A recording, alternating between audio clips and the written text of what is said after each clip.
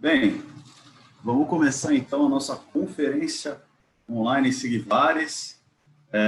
Boa tarde a todos, meu nome é Alberto Morimoto, eu sou gerente de marketing daqui da Sigvares do Brasil. Eu trabalho na região da América do Sul.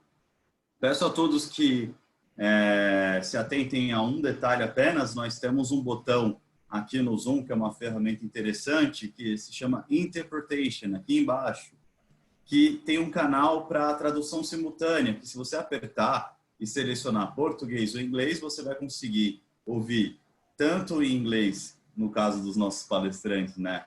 Quando a gente estiver falando em português, a tradução simultânea em inglês, ou em português, tá? Então, nós temos convidados hoje internacionais. Quem não estiver hoje familiarizado com a língua inglesa, por favor, selecionem a tecla português aqui no Interpretation para ter acesso à informação completa, 100% aqui que hoje eles vão passar. É muito importante, tá? E eu gostaria de convidar também hoje, eu vou falar em inglês até para ele entender. Sylvain, hello. Thanks for participate here in our event. So I'd like to invite you to present yourselves and to show them all your all expertise and the whole Sigvaris expertise in compression stockings and technology, and first of all, medical marketing. So welcome to South America. Please, Sylvain.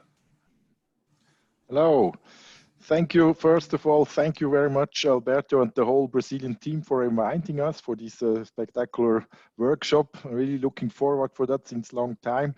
And my name is Sylvain Gaillard. I'm the head of corporate medical marketing from Winterthur in Switzerland. And I will be one of the presenters for this evening.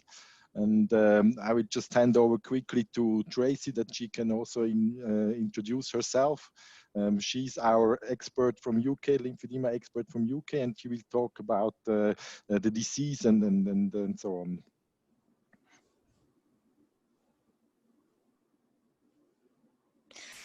Thank you, Sylvain. Yes, my name's Tracy Green. I'm the clinical manager with Sigvaris Group Britain. I've worked in lymphedema for 28 years now, running a lymphedema service prior to joining Sigvaris to become the clinical lead in the UK for lymphedema and to drive our vision in lymphedema management forward. I'm really looking forward to the session this evening. Thank you, Alberto and the team, for inviting me. And I hope that it's very successful for all of us. I'd like to pass you on to Daniel now, who will introduce himself, and we'll move on with the session. Thank you. Thank you, Tracy. My name is Daniel Corman. Happy to be here with all of you together today. Thank you, Alberto and team, for the invitation. I'm a corporate product manager or global product manager for our global MCE portfolio. You will understand hopefully later today what MCE stands for and what it exactly means, but it's one part or one major part of this are our products for treatment of lymphedema, and we will go later in details. For now, I wish you a good conference and enjoy the content. And I guess I hand over to Dr. Zanoni or to Sylvain. I think maybe Marcelo, do you want to introduce you too? Claro. Eu sou Marcelo Zanoni, sou brasileiro.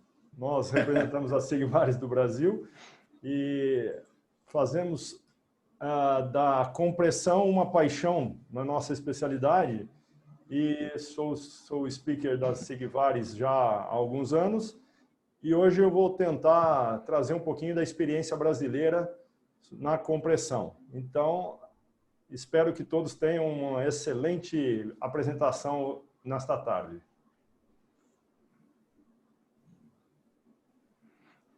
Great.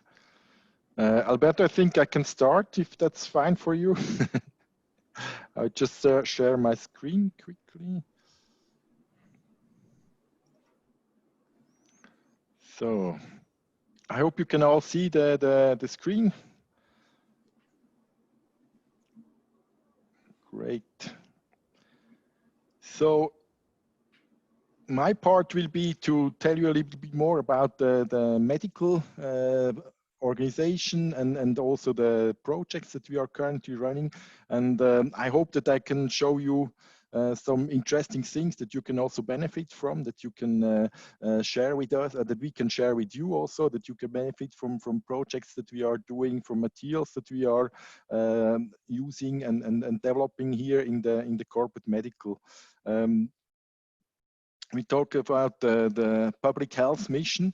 As you can know, that Sigvaris Group was in the past, it was a compression garment producer, and we have more developed now into a solution provider in healthcare.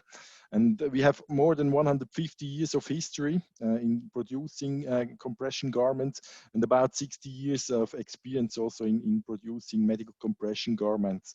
So our public health mission is really to provide the best solution for women and men wearing compression to help them feel their best every day. What are our main pillars where we are working? We want to prevent, treat, and relieve for the patient, provide solutions there.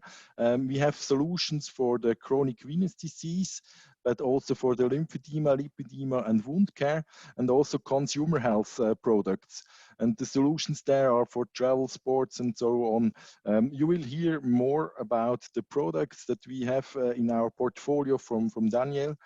He will present you also the examples that we have there. So our commitment is to guarantee therapeutic efficacy in our products. We aim also to drive forward scientific research by interacting with key opinion leaders, but also with therapists, healthcare providers. And another pillar is also to provide education and sensibilization. We still know that the lymphedema area is not everywhere well developed, and therefore there is a lot of work to do there also in regard to education and also sensibilization for the disease. Of course, our main aim is to provide high quality solutions for the patients that are our main stakeholders. Patients and consumer are at the heart of each of our decisions, and this is really not something that we just say like this, but this is really the approach, how we approach when we design a new product, when we invite new solutions for the patients. All our offers are the result of a deep understanding of the needs and requirements of the patients and customers to helping them feel their best every day. Our know-how, the medical compression. As I mentioned before, the Association of Medical Expertise and Historical Textile Knowledge allows us to be at the forefront also of medical compression treatment. And as mentioned, we work closely in collaboration with world-leading medical experts. I will show you some examples of co-work that we had, and also with healthcare professionals. Sigvaris Group, 150 years of history in compression garments and 60 years of medical compression expertise. Behind that, we have 1,700 committed employees from 14 subsidiaries worldwide that are really dedicated to the well-being of our users that use our products. And we aim to provide them solutions that support them in all their activities. When I talk about medical, then I talk about the interdisciplinary work. It's not only we sitting in Switzerland in the headquarters doing something, but this is an interdisciplinary group also. We are working together with all our medical colleagues worldwide. Alberto is also one member of the team that provides a very important input there. And in principle, we have 3 pillars where we are strong in education, where we provide medical materials for internal and external stakeholders. The MOH, the Medical Online Hub, is an educational platform that we are providing. I will talk more about this. We produce scientific videos for patients and also for physicians. Medical apps are available, and we are present at global congresses. One important point is also the data generation. So we have the awareness that there is not a lot of evidence supporting compression in lymphedema patients. So we really try also ourselves to produce data, to generate data by key studies that we are conducting. And we support also a lot investigators-driven studies. So if physicians have very good ideas, they are always welcome to share their ideas with us, and we try to support them as good as possible. We have also co-work with investigators and key opinion leaders, like for the consensus papers that I will also present you afterwards. And this is done mainly by advisory boards or scientific boards where we have a close interaction with physicians. We provide, of course, also medical expertise internally and externally. We make the medical clearing for Sigvaris' internal purposes, and we have also created a committee that is called the SPRC, the Study Proposal Review Committee. And this is an important committee that looks at study proposal coming from outside and inside from Sigvaris. So we have the committee that is reviewing proposals. If an investigator is proposing a study, we can interact with you, provide you some feedback also on your protocol, and also to discuss also how we can support this type of studies. Beside that, another point is the literature search and editing, medical newsletters that we are providing inside and outside. This all is for our stakeholders that are physicians, Sigvaris group employees, therapists, and medical associations, patients group, and patients and payers beside others.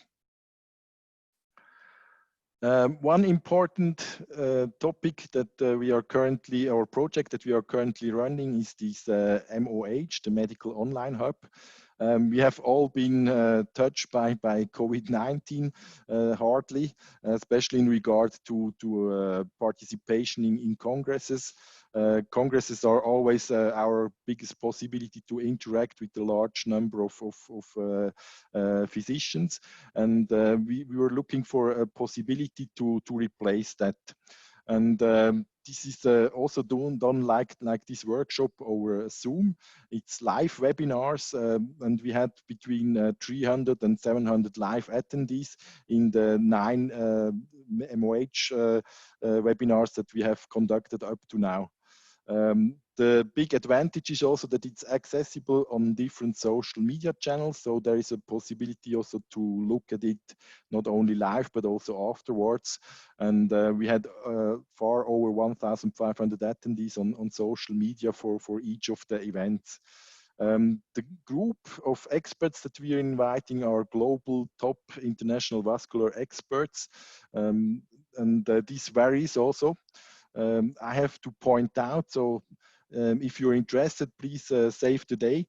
We have our next third global MOH on December the 5th, and this is really dedicated to lymphedema disorders. The topic will be managing lymphedema disorders, theory and reality.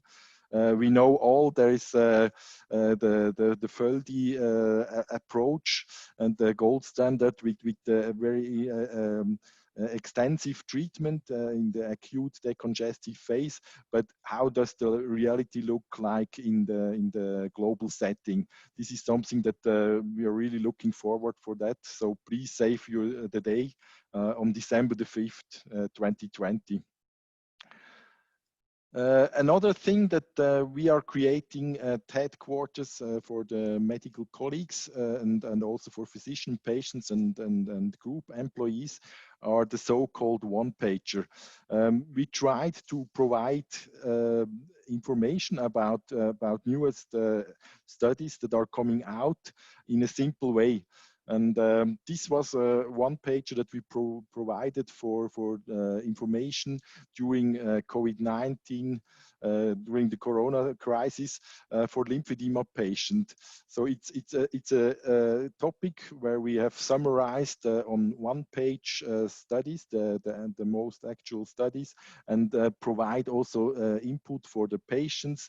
And if you're a physician and you have this comprehensive one-pager in hand, you can also share it with your patient afterwards, because we tried it to make it as simple that it is also possible to hand it over to the patients, and they have some instruction there for exercises that they can do if they're alone during the lockdown.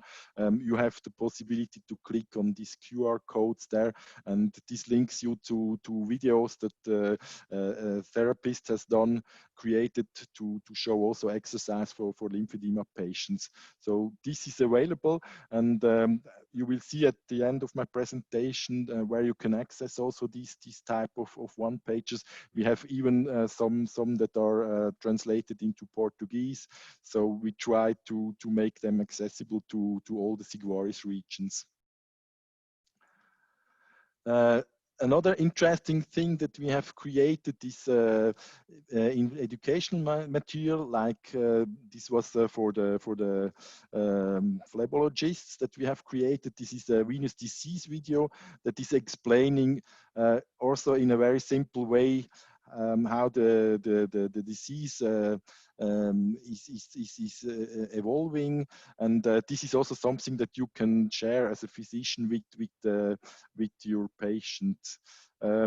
This was initially planned only for venous physicians, but we tried to make something similar for lymphedema patients in a next step. We have also a so-called Wayne app that we have created for one of the congresses, and what is nice here, but it's really more a gadget to also to play around and also to show to your patients. You have the possibility to create a 3D leg Wayne anatomy leg that you can just project everywhere in the room and show your patient as example where the problem with their veins is. There is a lot of information, scientific and educational material behind that, and also information about Sigvaris products that you can access there. There is the QR code where you can download it.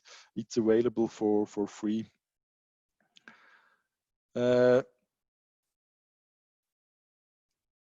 I mentioned already the consensus papers.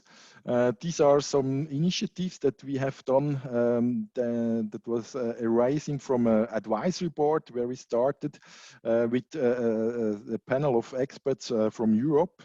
And we discussed with them the indications for medical compression.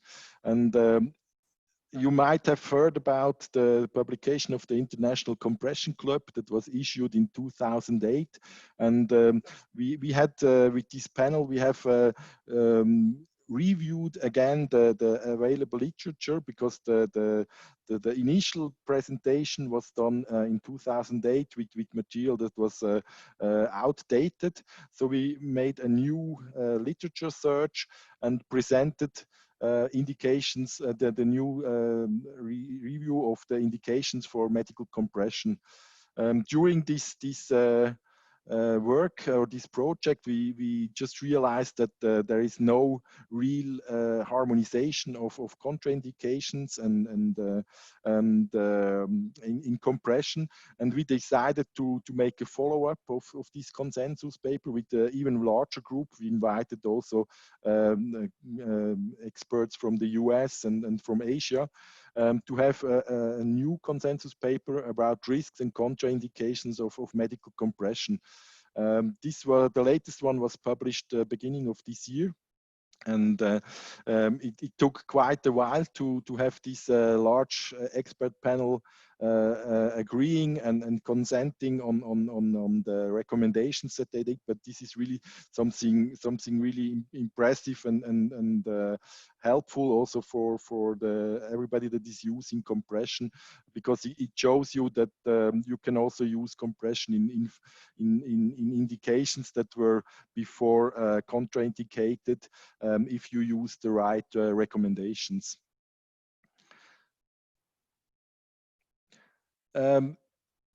Just at the end of the presentation, I just wanted to show you something that we have created just recently.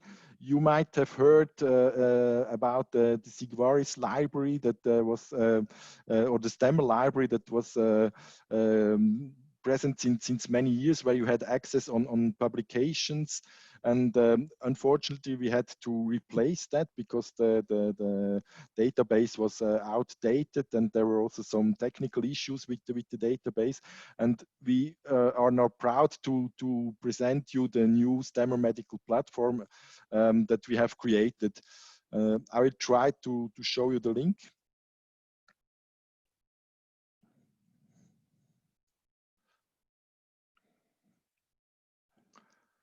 Okay, I hope you can all see that. The Stemmer medical platform is really a platform that we have created to share with you all the medical material that we are creating within Sigvaris. Everything, yes? Sorry, Silvan, I think we can't see it. You click on the link, we can see it, but we cannot see what popped up. Okay. How can I resolve that now? Probably you need to share this specific window in the browser. I'm a little bit blocked here. If you click on share, Bildschirm freigeben, then I think you can choose the page you want to show. The problem is that I can't access the Zoom. Let me see the meeting control anymore. If you go down with your mouse to the bottom of it's not coming? No, it's not working. I tried to close it then.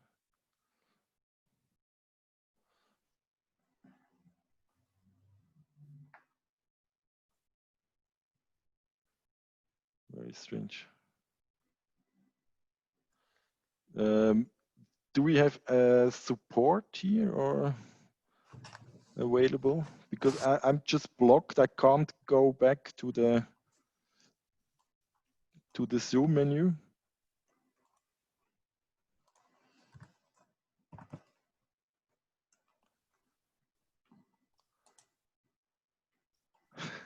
Hello? Okay. Now I'm back. I tried to do that again. Can you see it now?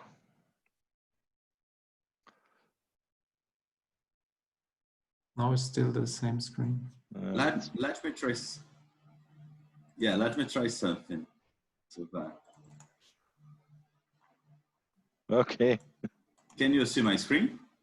I can see it, yes. Okay, I think I can show my screen for you. Great. If you can go down a little bit. Sure. Even that it's in Portuguese, it should be easy to understand. So what we have here on the Sigvaris platform, if you go back, it's okay. You can just leave it in Portuguese, Alberto. Okay.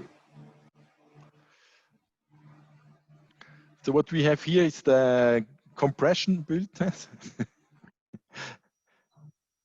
Okay, great. We have compression bulletins here. The compression bulletin is a journal that is coming out twice a year.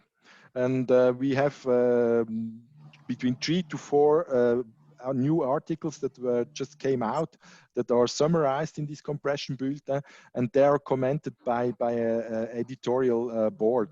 In the editorial board, we have Eberhard Rabe from Germany and Hugo Parch from Austria, that you might well know. And as you can see here, there are different versions, and sometimes you have also the version in Portuguese available. In the meantime, there are 41 editions there, and they are freely accessible. You can download in different languages, mainly in English and Germany, but sometimes also in other languages. Beside that, you can click on the one page, please.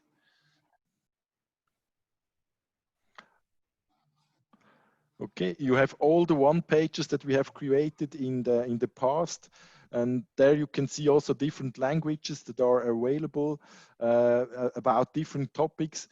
Sometimes it's about a certain topic like pelvic congestion syndrome, or it might be also about a study that came out that is interesting. And there also you can just download all these different one pages that you can use also with your patient. Then beside that, there is also the video collection available with videos that we have created. The latest ones are the lymphedema exercises that we have created for the corona crisis situation. Then you have the medical animation movie that I tried to show you before. And if you go further down, there are also some informations that our colleagues from France have created. If you have surgery at the hospital and things like that. So there's a lot of material available there. You can just go there by entering the link that is provided also in the presentation. I think you can close down that again. So this is just for you, and I hope that you will be interested and also try it out and benefit as much as possible as from it, from the material that we have provided. And with this, I'm finished with my presentation, and I will just hand over to Tracy.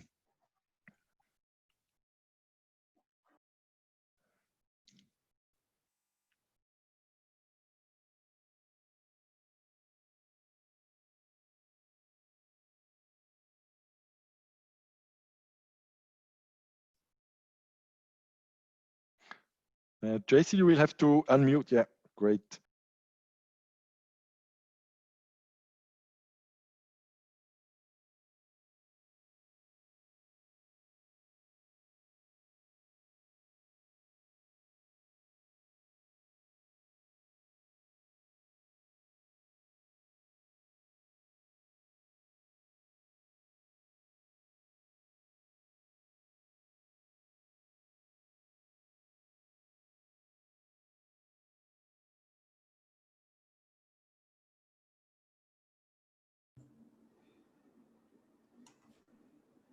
We can't hear you, Tracy, I think. At least I couldn't.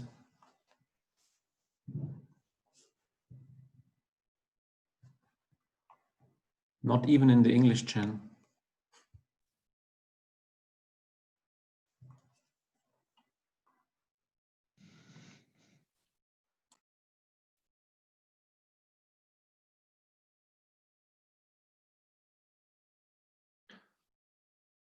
Tracy, we can't hear you, but it's indicating that your microphone is unmuted, but we can't hear you.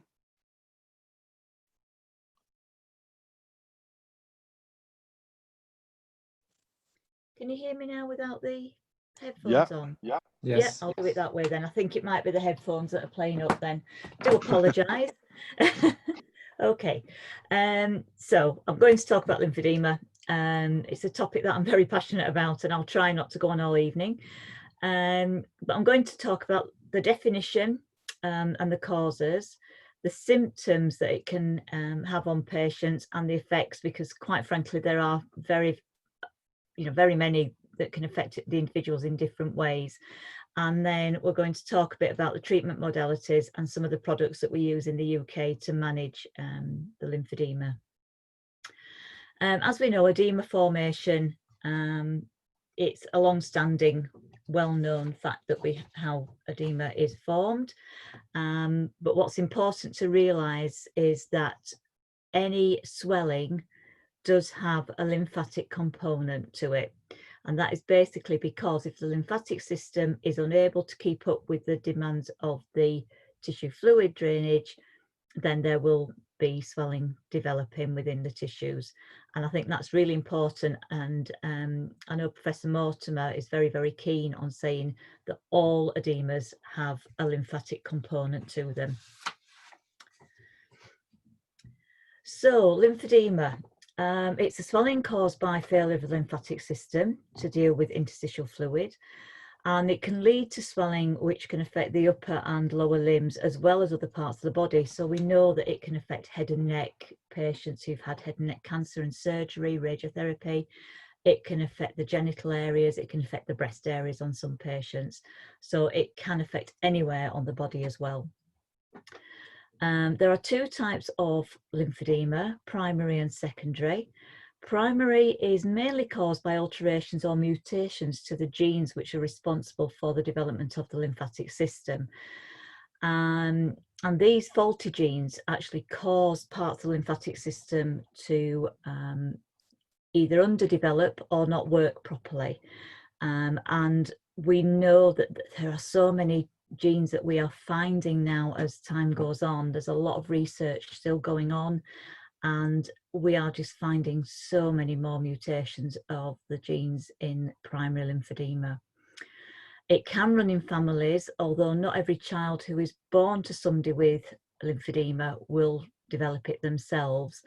And also, it can also be that the gene is carried by a relative that then passes on to a child as well, but the actual parent doesn't necessarily show signs of lymphedema. With secondary lymphedema, this is, I think, now it's very much taking over from the primary side. Primary is less obvious, but secondary lymphedema is where swelling develops in patients who've had previously normal lymphatic systems, which then becomes damaged, and that can be through many different causes: surgery for cancer, or general surgery even, where we're talking here about patients who have hip and knee surgeries. We found in the UK that many patients are developing secondary lymphedema following hip and knee replacement surgery. It can also occur after a traumatic event. So if a patient has a serious injury to a limb where there's actually been some damage to the tissues, or sort of like a shearing of the skin, then again the lymphatics are damaged, and this can cause swelling as well. And of course we have our secondary type of lymphedema, which is related to venous disease. So it is quite far reaching in terms of how it presents.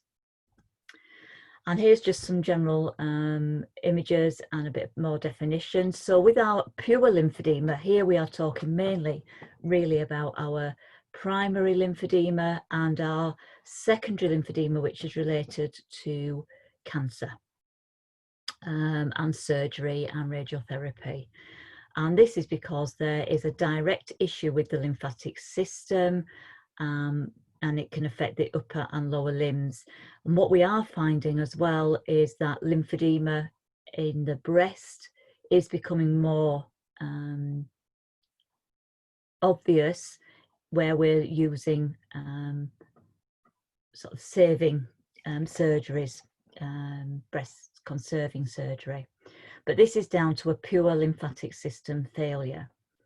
With lymphovenous edema, which is where or flebo lymphedema, as it's otherwise known, we also have an underlying venous condition which can cause an overload on the lymphatic system, which then causes the lymphatic system to fail.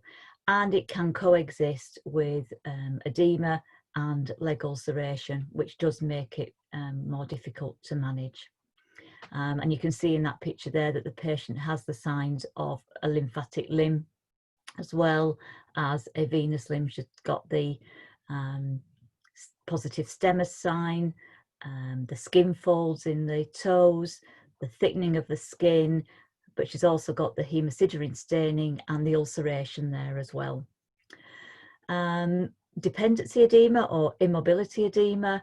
This is caused where there's dependent limbs and a lack of muscle pump to help with the venous and lymphatic flow. So what we're actually getting is we're getting a gravitational pull and gravitational edema, which again causes an overload on this lymphatic system. So if you think back to the slide I showed earlier where we saw the arrows and the lymphatic system taking it up, what's happening is those green arrows are going to be getting more and more, and the lymphatic system can't keep up with that.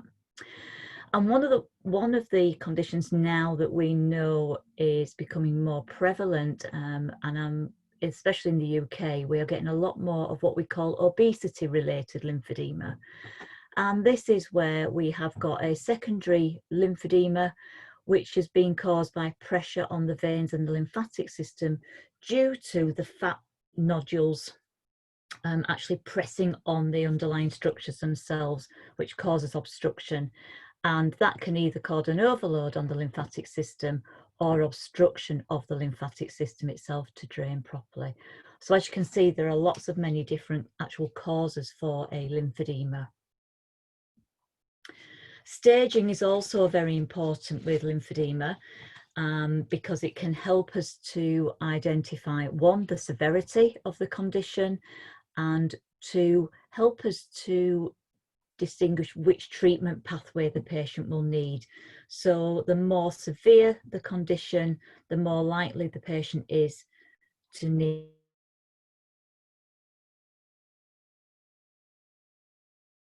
than just compression.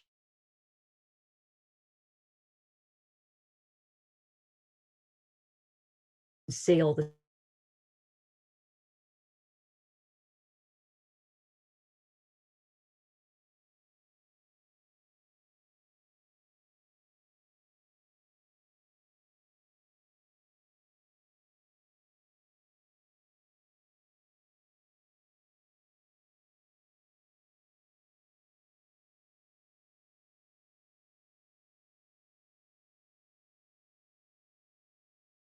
are feeling heavy.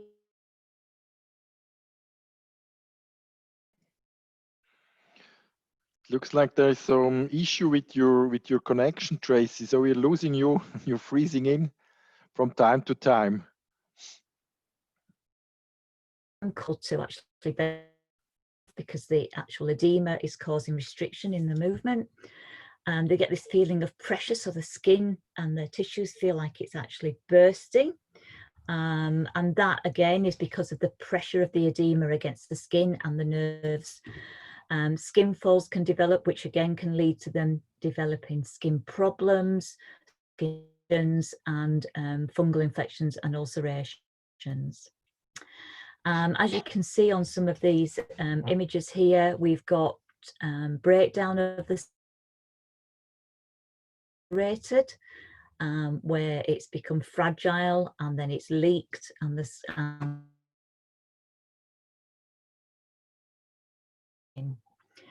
and the hyperkeratosis, that grey, scaly, thick skin as well that we have on limbs, which can have an underlying effect to development of cellulitis as well. Not all, if you can imagine that you're dealing with some of these skin conditions and the signs of this, you can imagine the type of body image problems that some of our patients will exhibit. And this can then often go into their psychosocial work. Are they able to continue with their work life because the job that they're doing maybe isn't conducive to them being able, because of their limb being heavy and aching. Their overall relationships, that can actually change because they'll start wanting maybe to try and hide themselves away. Interestingly, Mary Woods, and it's an old study back in 1993, actually did a study the severity of lymphedema and patient psychological distress. And what she found was that those patients who seemed to have more severe lymphedema were less psychologically distressed than those with mild edema, where you would actually think it would be the other way around. But in my clinical practice, what I've actually found is that some patients actually hide themselves away, or they'll try and ignore the condition the worse it gets, and that's probably why they're not maybe exhibiting as many psychological issues as somebody with a milder edema who's maybe focused more on it. Are mainly to alleviate the swelling and the pain and the impact that it has on the patient. But what's important when we talk about developing a treatment pathway for the patient is weighing up over the patient's acceptance and agreement to the condition as well, the treatment. Volume reduction is important because we do need to try and get that limb size down and reduce and get rid of some of that edema that's actually building up within the tissue, and try and improve their mobility, because we know that can improve lymphatic and venous flow, and it's important that our patients do move around. They're wearing compression because that's when they'll actually get the most benefit. Preventing infection is one of the key aspects of treatment. We must prevent cellulitis because it just puts a repetitive cycle, further damage to the lymphatic system, worsening swelling, and here we go again. Trying to improve the appearance of the limb and the psychological issues that the patients have, and overall their quality of life as a result of that. But what is important now more than ever, and especially during COVID, I think, is the support and motivation of the patient to become self-managing. Many of the clinics in the UK have actually closed because of COVID, so patients have had to become more self-managing with just the odd bit of phone call support or a telemedicine support. And I think that's where the main products like the wraps I think have come into play very much in the UK, because the patients can self-manage much more easily with those. So this is just an example of a treatment pathway that we've used in the UK. So if we have somebody who's at stage 1, so they've got very mild lymphedema, they've not got much shape distortion, they've got good skin, they've got a positive semestime, so it's showing that they've actually got some lymphedema there, but the edema is subsiding with elevation, then they can actually go into what we call our maintenance or supportive care. And that includes looking after their skin, exercises, limb elevation, compression garments, and in some cases, simple lymphatic drainage. Not every patient will actually take that mode of treatment on because it's quite intrusive into their daily lives. But when we come to our late stage edemas, we need to think about a more intensive approach to treatment, and that is skin care, treating ulceration, treating the leakage of the skin, improving with their exercises, limb elevation again, compression garments, but that will include circular or flat knit garments, including bandaging and inelastic compression wraps as well. So I think you can see, as the more serious the condition, then the more options there are for management. So this is just a general picture of the components of care, which I believe is central is the patient assessment. So getting the assessment correct, actually identifying the correct cause of the lymphedema, and therefore educating and supporting the patient to become self-managing and understanding the condition and the causes of it is really important if those components are going to work. So we've talked about skincare, preventing infections and reducing complications, but also improving and maintaining skin hydration. And that's important if we're going to prevent skin breakdown. Compression therapy, I would say, is one of the main components again, to support the tissues, to aid venous and lymphatic flow, and to help reduce the limb size and improve shape. Exercise along with the compression therapy is important because we get much better benefit through using compression therapy with movement.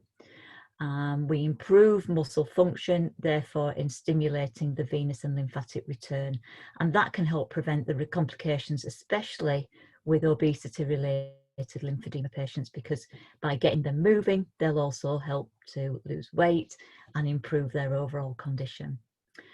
I'm not going to concentrate too much on the manual lymphatic drainage, but again, that can be used more in the decongestive therapy phase. Surgery is another option that we are seeing some patients have here in the UK. We have liposuction for lymphedema available on the NHS here in the UK, but not for lipedema. And it's only very, very few surgeries that will actually do that.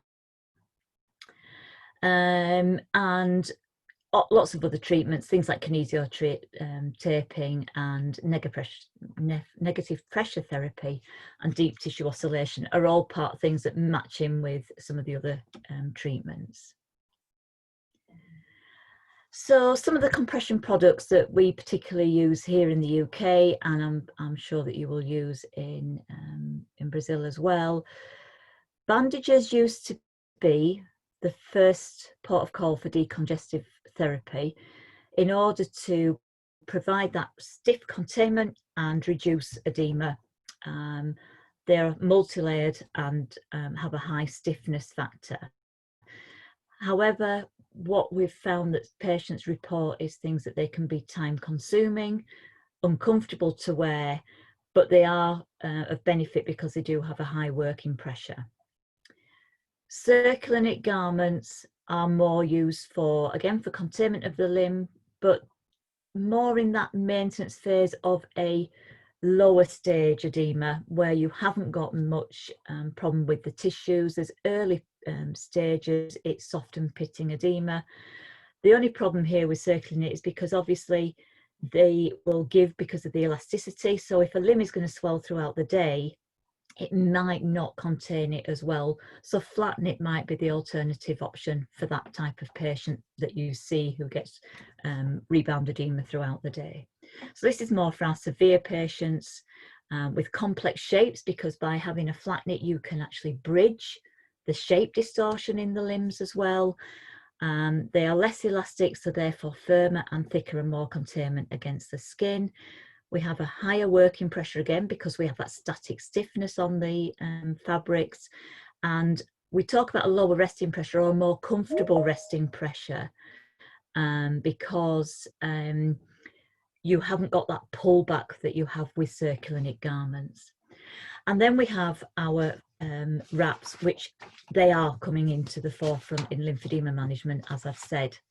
And Mosti et al. On several different studies have shown that wraps can be used in place of bandages and are more effective and more cost effective in the management of edema. They did show that over a period of between 1 and 7 days that inelastic compression wraps were more effective at reducing the edema. Now, this is possibly because the patient can adjust the wrap as the edema starts to diminish. Whereas with a bandage, it's left on for 24 hours. You've got reduction of edema, but then you've got bandage slippage.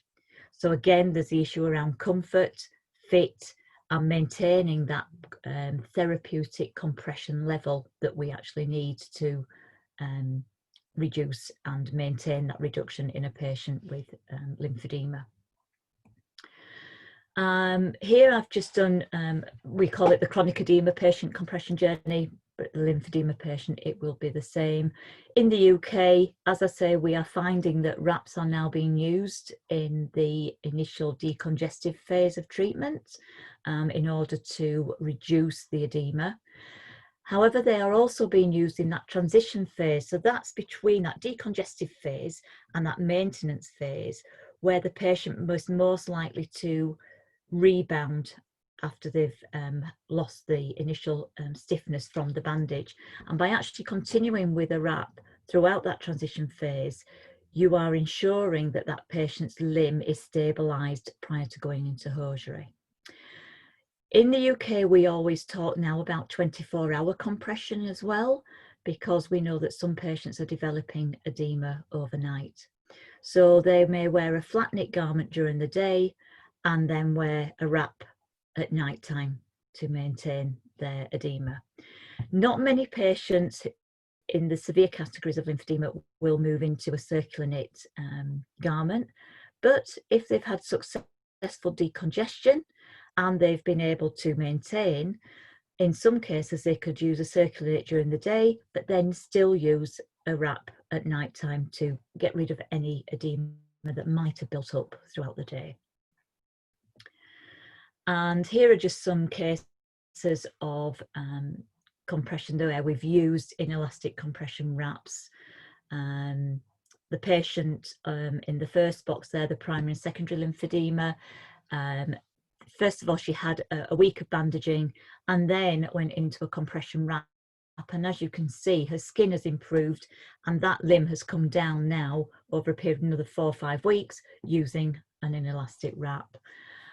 With the lipedema patients, which I didn't really cover in the edema section, but we have had some successes in lipedema patients wearing our wraps where they felt more comfortable and they can be adjusted throughout the day. And especially those patients who are in that late stage where they're turning into a lipolymphedema and they're getting some of that lymphatic component to the tissues as well.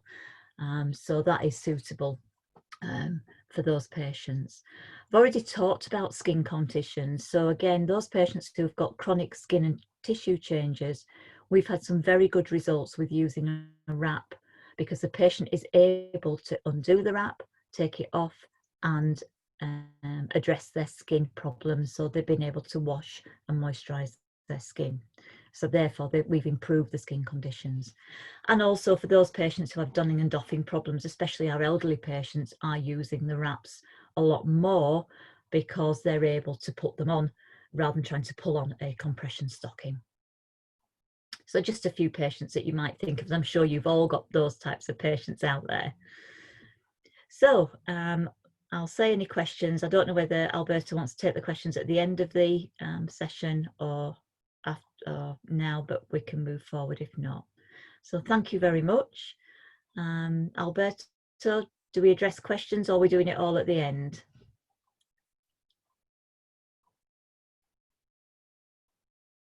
I think it's better to make the questions at okay. Because we have just some questions here, and I think that we can choose some guys to answer some of them, and or maybe everybody can answer some of them. Okay. So let's move it on, and then let's pass the words to Daniel. Right? Yes, for sure. Daniel. Yeah. So I'm trying to share my screen here again.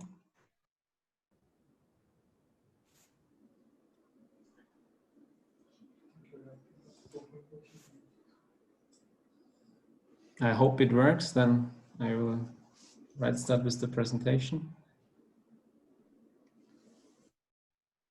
Okay, so actually I'd like to give you now, after let's say more the clinical view from Tracy, a little bit more the view from our product side on the application of lymphedema and on base of our global product portfolio.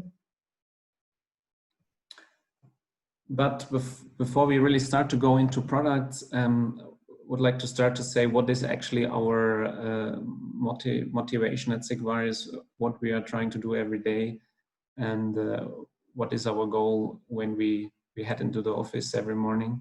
We are really dedicated to helping people feel their best every day, and we would like to do this with high quality products and very innovative solutions. And now I would like to use the presentation to show you a little bit what kind of solutions and innovations these are. Starting with our history, Silvan mentioned already that we have quite a long history, 150 years. So don't worry, I will not go over all the different steps in between, but I highlighted some here. I hope you can see where I'm pointing to. I'd highlighted some moments which are important, especially regarding the topic today.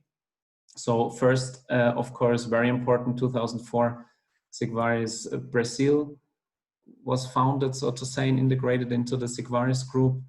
And without that, we would not be here today, obviously. On the other hand, if you think about products for lymphedema, I'd like to point out that in 2016, we had an acquisition of a company called BioCare, which has a quite wide range of inelastic wraps and products for the lymphedema area. And this was already a very first step for us to go more and more in the direction to complete our portfolio of lymphedema products. And in 2019, not so long ago, even before the crazy times this year, but we started a new brand structure and the rebranding. And in a first step, this sounds maybe a little bit boring for you, but it is not just about a new design, new colors on the package. For us, this is really also a little bit, a change of our direction. And we set a goal for us to be even more patient-oriented in the future. That's why I think it was worth to point this out today, because especially for chronic patients, like lymphedema patients, it is very important that we are patient-oriented with our solutions, that we can help them and really improve their quality of life over the time. Looking into our global product structure, let me just point out, if questions already come later, I am presenting you our global portfolio, so not necessarily all of these products are today available in Brazil, but we are working with Alberto and our global team to launch this product over the next years on the Brazilian market as well. We have our Sigvaris brand. Our Sigvaris brand is, so to say, our top brand for products, and there we have products for, let's say, regular compression treatment with the categories essential, style, active, maternity, and specialty. And we have also products under this brand for the venolymphatic diseases, which I will introduce in the next slides to you a little bit more in detail. Tracy showed already some pictures of it. Here we talk about reps, flat knit products, and a few others which are helpful in the lymphedema area. We have also a Dynavin brand. This is our brand for the, let's say, reduced to a reliable, basic, convenient treatment. And we have our brand, which is called by Sigvaris Group. This goes already a little bit into our future, where I will give you a very short preview at the end, what you can expect there in the future. Here we brand solutions which are not under the Sigvaris and also not under the Dynavin brand. And this can be system solutions like measuring systems, product selection or presentation solutions for the point of sales or other medical professionals, and for example, also other products. So we have two, let's say, main areas where we use our products in, and we internally at least segment them into main categories. These are the, I call it the regular compression stockings. This is what Tracy mentioned before, most of the time round knitted stockings, which are used very often in the area of venous diseases. And then we have our more advanced compression devices, which are really suitable for the cases where you need an intensified compression treatment. And these are bandages, as you probably know very well. These are reps, as Tracy has mentioned. We have there two actually categories we put under reps. One are the inelastic reps, and the other ones are we call them lymphedema wear. These are products, they work very similar to inelastic reps, but they have also additionally a lot of cushion inside. There we have a lot of filling with foam material, and I will show you a little bit more in detail later, which is most of the time used for really heavy edema patients or for a night treatment. It's a little bit more comfortable. Then we have, Tracy mentioned that it's not really the case that very often we use regular medical compression stockings for the lymphedema area, but we're working also on solutions we call, let's say, reinforced round knit stockings, where we have a little bit better containment, like for the regular round knitted stockings, and you can use them of course not as an alternative to flatten, but at least you can cover a little bit more patients in the earlier stages of lymphedema with it. And I think in the end, in the practical use, it is always, of course, a very big question of do the people really apply the stockings? Do they really use it? And therefore, it is very important also that it's not only maximum containment, that it's hard to wear for them, that they have also a certain comfort, of course. And then we have the flattened product lines, which Tracy has already mentioned, and I will go over all these products soon to give you a little bit more details on it. Yeah, where our medical devices or our compression stockings and wraps are used, especially these products for advanced or intensified need of compression treatment. There we have two main segments. And of course, we have the lymphedema you see here on the right side. I start with this because this is the more, let's say, logical or the first step you think about when you look at these products. But we see also a quite significant need use for these products in the CVI area, especially from if you go according to SERP classification, from C3 to C6 stages. Not for every patient in these areas, but I will explain it in the next slide. When especially we feel that it makes sense to use this kind of products. Here are just some examples. I think Tracy talked already quite well about it, so I will not go into details. But of course, you're probably familiar with these examples of lymphedema and the different stages of the chronic venous disorders. Here now, if you look here in this first area of chronic venous disease, so C3 to C6, what I mean when I say there might be a need for intensified compression treatment, we looked at it also, of course, together with our medical team, with Silvan and some KOLs we have globally, and we defined that there is always, over the time, patients get into a more, let's say, advanced condition that they have a need for a more intensive treatment. The easiest example is, for example, when you have an open ulcer, then there is definitely a need to not only continue to wear your regular MCS stockings. This could be also when you are in the earlier stage with a venous edema, and for some reason the venous edema gets in a short time much worse. Then there is always it's always a good approach to intensify the treatment and see if we not can at least slow down the progress of the disease there. And then usually the gold standard is, of course, to use bandages, but this is also an area where we see our adjustable compression wraps, so the inelastic wraps, as a very, very helpful tool to apply compression to the patient, and especially allow to have an intensified compression treatment there. And helpful, of course, is that they don't need to come as often as when they need to get bandaged. They can control this a little bit better on their side, might have a higher part of self-treatment they can do in this time.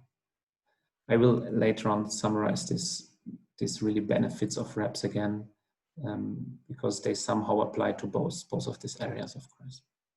Then in the maintenance or in the long-term area, of course, if this worsening is getting better because of the treatment, then most of the patients in the C3 to C6 area are, of course, well served with medical compression stockings on a regular day-to-day basis.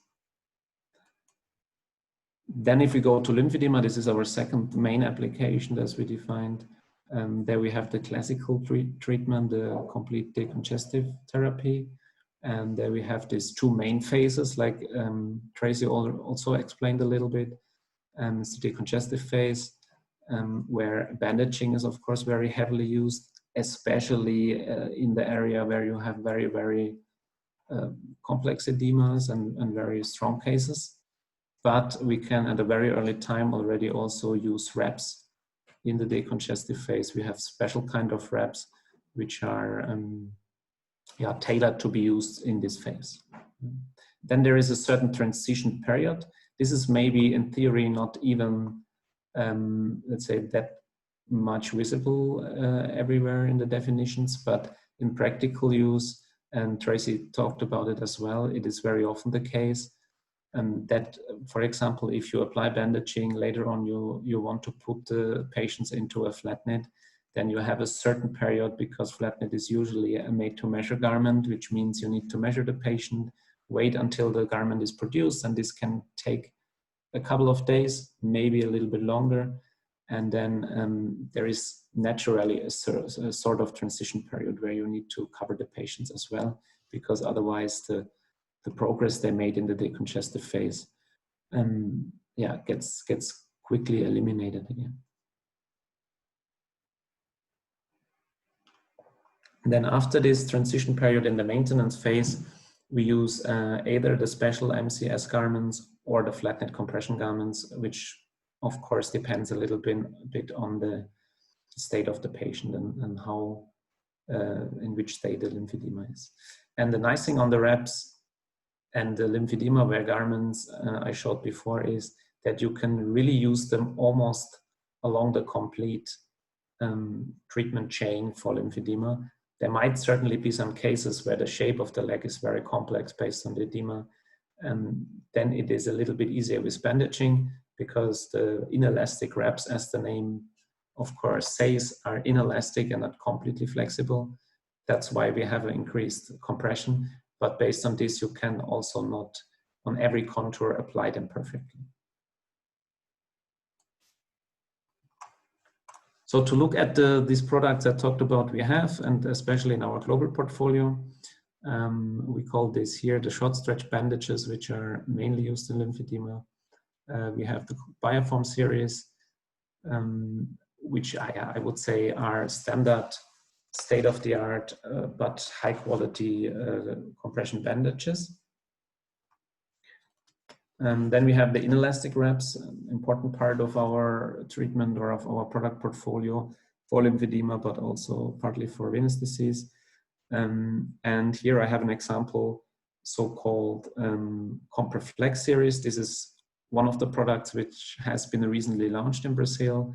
And I don't want to go through every detail, but just to point out the main benefits we see of this product is that we use, as we state here, premium materials. We use a material and we have a special design on it that you have really a very, very nice shaping along the contour of the leg.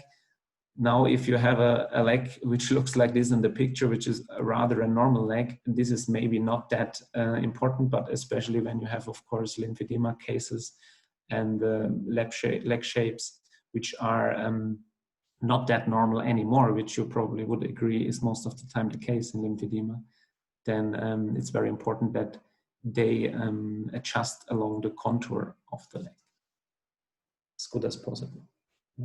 And then we have a quite easy application. You see here, we have this so-called stretch panel where you can first position the wrap on the leg, or the patient, when they put it on by themselves, can position it, and then they have it easier to fix them around and close them. If you have to do both at the same time, it might be a little bit more difficult.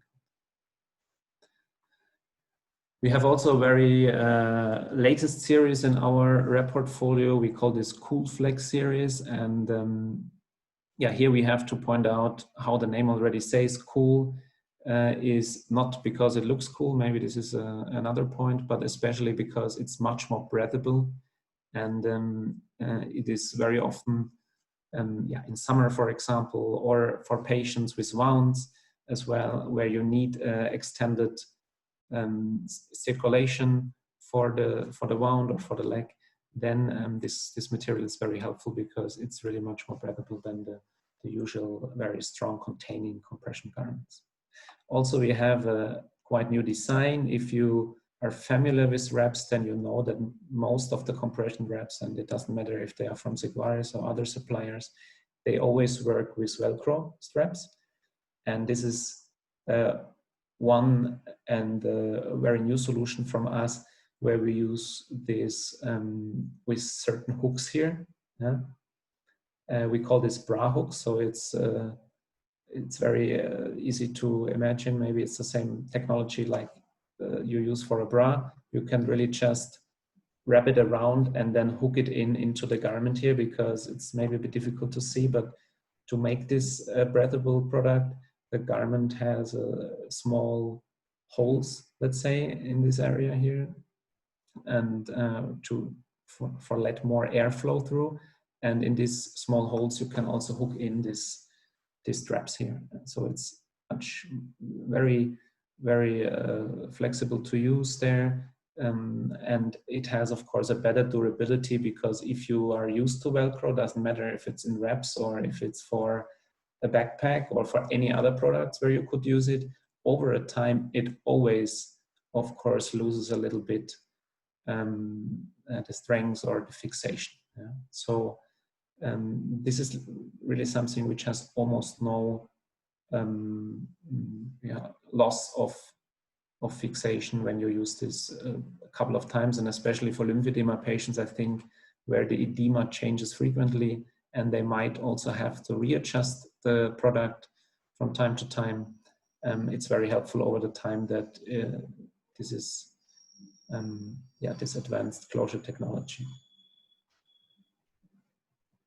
And on the other hand, just one more thing to point out, we also designed it for people who are maybe a little bit limited in their usability and movability, and therefore they can close this wrap with one hand. Yeah, there is no need, like for others, to have two hands to really close the wrap. Here you can apply everything with one hand. It is especially designed for this. We have the lymphedema wear garments. I already mentioned they are, like I said, really for a little bit more severe edema usually. You also see we have a higher number of straps here, and based on this, you can much better fine-tune this to a certain leg shape. So even complicated shapes, you can contour quite nice with this kind of solution. It's therefore, of course, also a little bit more heavy solution. It's also filled with foam to activate the lymph flow and make sure that the lymphatic system can work better over the time to bring the fluid out of the leg. We have also the special Mcs garments. We call this flat knit like round knit. It's a special technology we produce here by Sigvaris, where we try, based on how the stockings are knitted, that they have a better containment like a regular medical compression stocking, which is round knitted. And I always say this can be for patients where the edema is not that severe. It can be a very good solution to get used to a more containing compression, because it is certainly maybe a little bit more comfortable over time. And if the containment is enough, then they can use this as a kind of entry solution into the more high containing compression area. Also, of course, when we see here on the left side, this is available also for arm garments, for sleeves and gloves. And especially for arms, you can imagine that there is not always that high containment needed like for legs, because simply you have a little bit smaller limbs and you have less liquid and less requirement on the containment.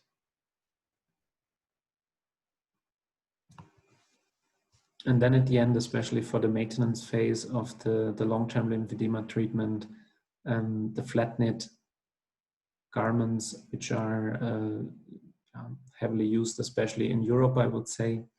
There we have two product lines. Our product line is called Optiform, but we have an Optiform Flex and an Optiform Hold. Here you see the Flex example. This is a made-to-measure garment, really. So this means this garment will be produced specifically on base of the measurements for the individual patient. Therefore, it has, of course, a great contour and it has a much stronger containment than even the advanced round-ended MCS, of course. And we have there 2 lines because this is, again, a little bit more at a comfortable line, I would say, for the entrance into the flat knit garments. Always, of course, it's a compromise, I think, in the compression treatment between efficacy and comfort. If you only look at efficacy, then it might be difficult that the patients really wear the garments enough.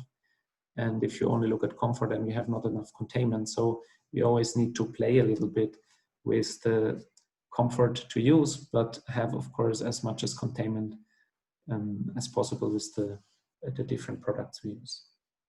So, and this flex is a little bit more comfortable maybe. And then we have our Optiform Hold, which is, let's say, a classical flat knit with a really strong containment, and for also the more severe cases of lymphedema and a long-term therapy.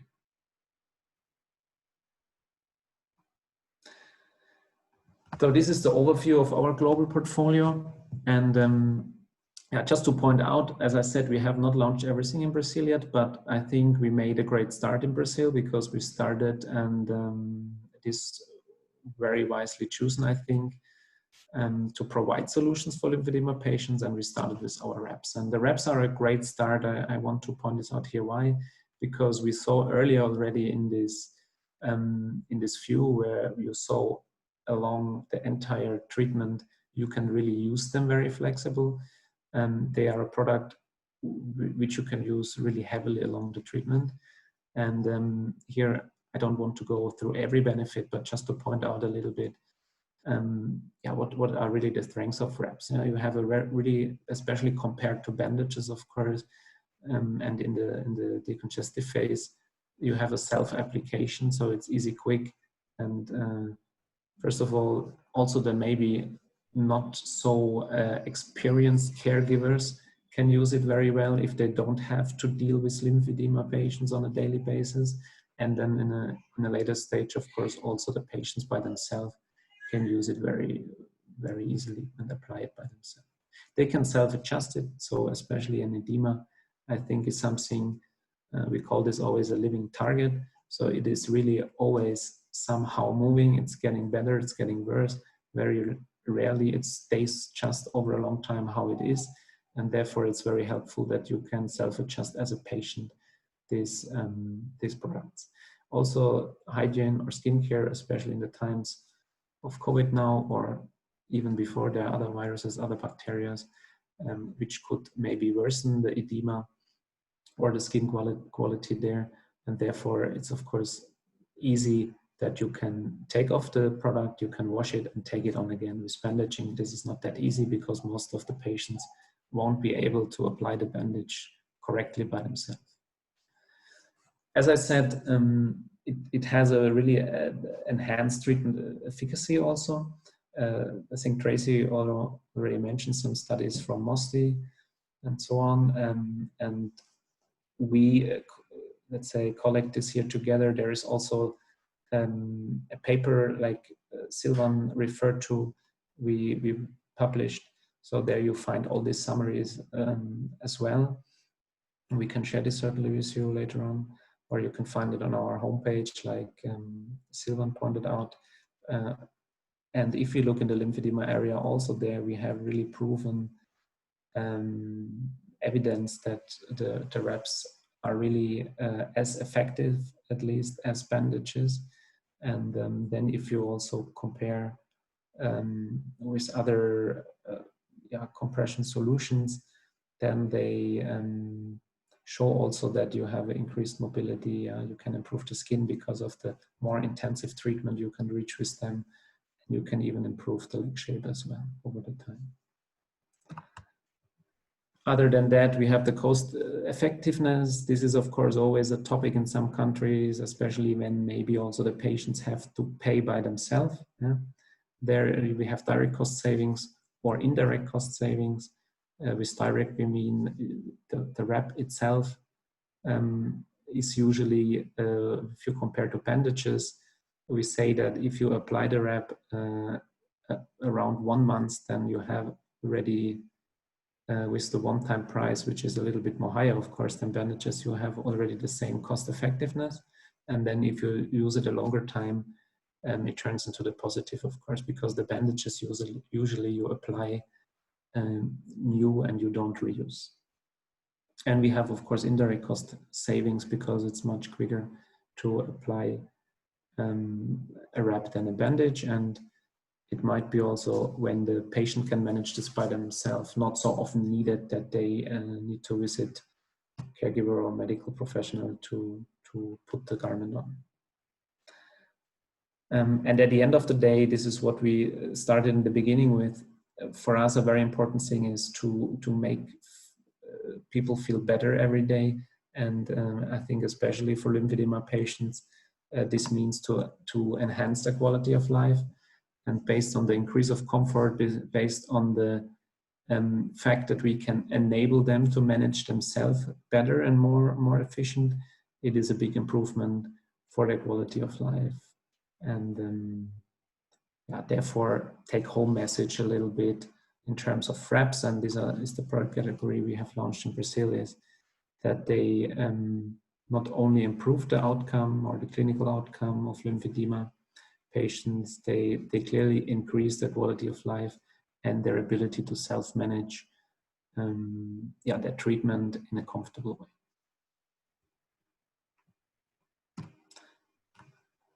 And with this, I come to the end of my presentation. You saw, hopefully, at least a small, or you got a small idea about the different solutions we provide. But one more thing I wanted to show you, I said it in the beginning, we are committed to developing innovative solutions. And we want to, of course, keep innovating for the future, especially solutions also for our professional partners. And therefore, we are working at the moment. Some products are already launched from them. You see here, some will be launched shortly. And we have we call the system solution portfolio, which is in addition to our products, which are mainly directly for the patient. The system solution products are, for example, for a point of sales or for a medical professional, for a therapist to support them. For example, here, measuring tools to measure the patient. Yeah. Usually this is done in a manual way. We're working along the, let's say, innovation chain, digital measuring tape, where you still can measure how you are used to with a tape, but you have already a digital result. You don't need to write down results. You don't need to enter it later in the computer. Everything is directly turned into digital data, and you can easily send it via Bluetooth to computer to database. And we're working heavily because you can imagine, based on COVID-19, there is an increased need on such solutions, on scanning solutions. This means you don't even have to, or the patient does not need to be touched. We can realize the contactless measurements in a safe and healthy distance. And these are the solutions which are still in development and which we would like to bring out into the market to enable more people to quickly, efficient and in a healthy distance perform the measuring task. Because I think one of the most important things, and this doesn't matter which compression device you would like to use for your patients, you need to perform a good measurement, otherwise it doesn't fit. And compression only goes into the right direction and is efficient when you have a right fit of the garment.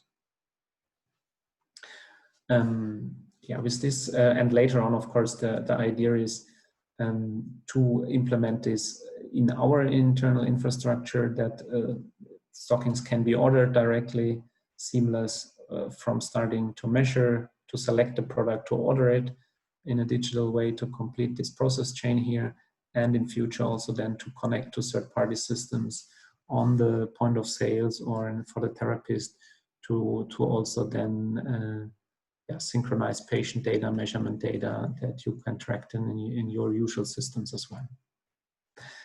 And with this, I would like to come to the end. I hope it gave you a little bit an overview of what we do already today, where we are strong historically, where we are heavily working on for the future, and where we would like to innovate to, as we say, help people feel their best every day.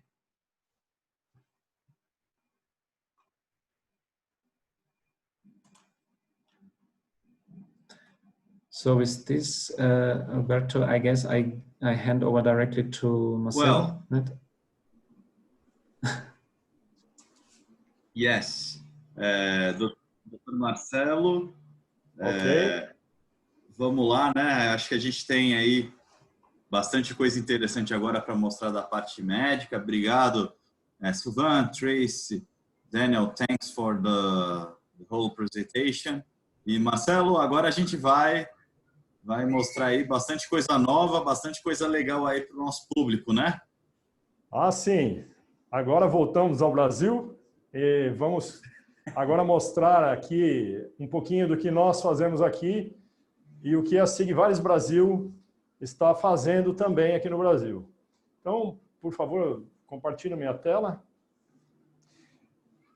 Nós vamos começar, eu vou dar um pouquinho do panorama do que está acontecendo no Brasil hoje, o que nós estamos seguindo, quais são as normativas e os consensos que nós estamos seguindo, e depois eu vou fazer um pouquinho de demonstração prática disso tudo que foi apresentado até agora. Então, o tema da minha palestra vai ser a nova visão do tratamento do linfedema, mas essa visão fala das alternativas que nós temos. E aqui no Brasil, que nós temos uma carência enorme de alternativas, agora a Sigvaris está trazendo uma ferramenta fantástica para eu poder tratar esses pacientes que têm uma dificuldade enorme da gente ter tratamentos adequados, com opções de tratamentos adequados para esses pacientes. E eu vou incluir junto a insuficiência venosa crônica e as síndromes prostrombóticas. Então, o que nós vamos falar? Nós estamos falando aqui, a base toda que nós estamos conversando hoje é sobre a compressão. E a compressão para fazer esse fluxo sair do lugar onde ele está e ir para outro lugar. E tudo nós dependemos da base muscular desse paciente. A compressão, ela precisa estar associada à musculatura, senão nós não vamos conseguir drenar aquele líquido da periferia de volta para o sistema central. Então, agora a gente vai mostrar como essas alternativas de tratamento nós temos para auxiliar esse músculo a drenar esse líquido dessa região para outra. Então, a compressão é o único método, o único tratamento que sozinho, junto com a musculatura do próprio paciente, é capaz de tratar essas pressões aumentadas que ocorrem na patologia venosa ou linfática do membro inferior. Nós vamos utilizar o tempo todo as leis físicas para a gente produzir essa drenagem desse líquido de um compartimento para outro. E o que nós temos aqui de bases científicas disso tudo, o Sullivan falou sobre esse trabalho que foi feito, que é um artigo de revisão feito pela Sigvaris, patrocinado pela Sigvaris Europeia, e aí ali juntou grandes especialistas em compressão e conseguimos chegar a alguns consensos e os níveis de evidência para cada situação dos membros inferiores e qual tipo de tratamento seria o mais adequado. Vamos começar falando da TVP. Neste trabalho, a recomendação 15, com grau de evidência 1B, na trombose venosa profunda, se recomenda a terapia compressiva imediatamente para reduzir o edema, permitir que esse paciente volte à deambulação precoce. O Gupart fez esse trabalho, ele demonstrou que esses pacientes têm uma significativa melhora, inclusive na qualidade de vida desses pacientes. E ainda existe outro trabalho mostrando que a taxa de recanalização e o índice de piora no desenvolvimento de síndrome pós-trombótica diminui com o uso precoce da compressão logo na TVP, logo em seguida na TVP aguda.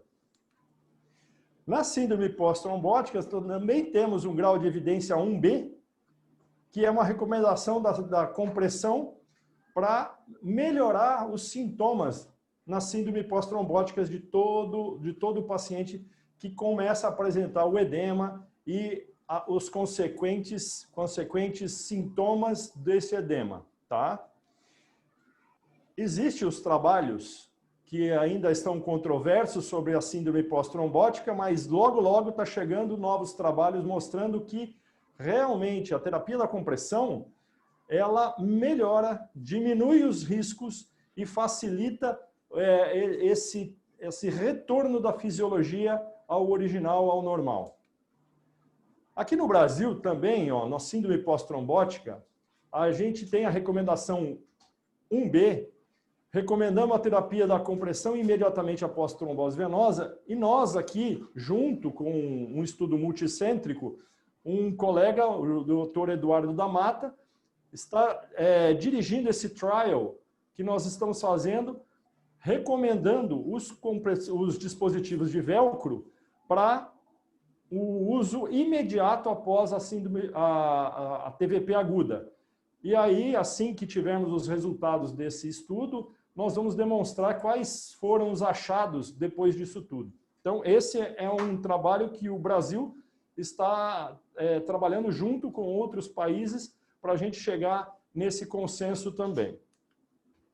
No linfedema, então, os especialistas todos chegaram à conclusão que a terapia da compressão é 1A, grau de evidência 1A no tratamento do linfedema.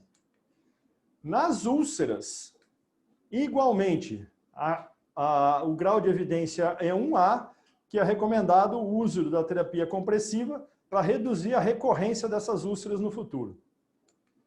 Recomendação 8 e 9 deles, também 1A, que a cicatrização dessas feridas também melhora muito com a compressão e a dor, os sintomas e o edema nessa úlcera também vão melhorando com o uso da compressão. Então, tudo isso é maravilhoso.